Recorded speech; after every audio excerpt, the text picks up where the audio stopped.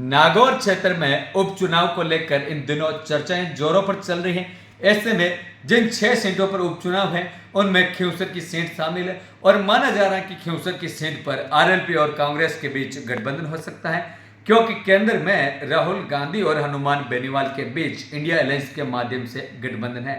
ऐसे में हनुमान बेनीवाल अब फूंक फूंक कर खिंवसर की सीट को जीतने के लिए कदम उठा रहे, क्योंकि हनुमान का गढ़ यह खिंवसर ही रहा। यहां से हनुमान बेनीवाल लगातार जीतते आए, लेकिन इस बार हनुमान बेनीवाल को टक्कर देने वाला एक शख्स पैदा हुआ है और वो है रेवतराम डांगा, जिन्होंने 2023 के विधानसभा चुनाव में भी हनुमान बेनीवाल को कड़ी टक्कर दी और मात्र 2000 वोटों का अंतर रहा था। हनुमान बेनीवाल के आरएलपी से ही रेवतराम डांगा प्रधान बने थे और हनुमान बेनीवाल के बाएं हाथ माने जाते थे, लेकिन पिछले दिनों उनके कुछ मनमुटाव विधानसभा चुनाव से पहले होने के कारण उन्होंने भाजपा ज्वाइन कर ली और ज्योति मिर्धा के बाएं कंधे के रूप में वो नजदीकी रहने लगे हैं।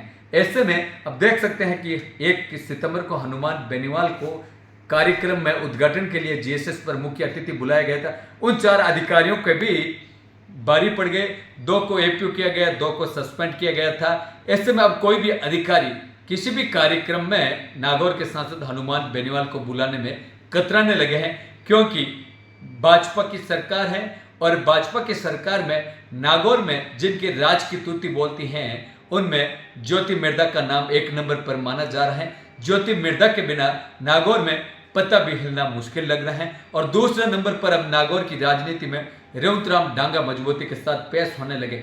जरूर नागौर में 2 मंत्री भी हैं, कई विधायक भी हैं, लेकिन उनसे ज्यादा यदि किसी की चलती है नागौर में तो ज्योति मिर्धा को पूछकर ही कोई भी कार्य किया जा रहा है। ऐसे में हनुमान बेनीवाल के लिए सीट इस बार जीतना मुश्किल लग रहा है और लग रहा है कि रेवतराम डांगा ही इस चुनाव में खिंवसर की ओर से उतरेंगे। हनुमान बेनीवाल भी इस मुसीबत में फंसे हुए हैं कि वो अपने छोटे भाई पूर्व विधायक नारायण बेनीवाल को चुनाव लड़वाए या अपनी पत्नी कनिका बेनीवाल को चुनाव लड़वाए, क्योंकि इस सीट हनुमान के लिए बड़ी ही अहम सीट है और यदि ये सीट हार जाते तो हनुमान बेनीवाल के विरासत पर संकट उत्पन्न हो सकता है।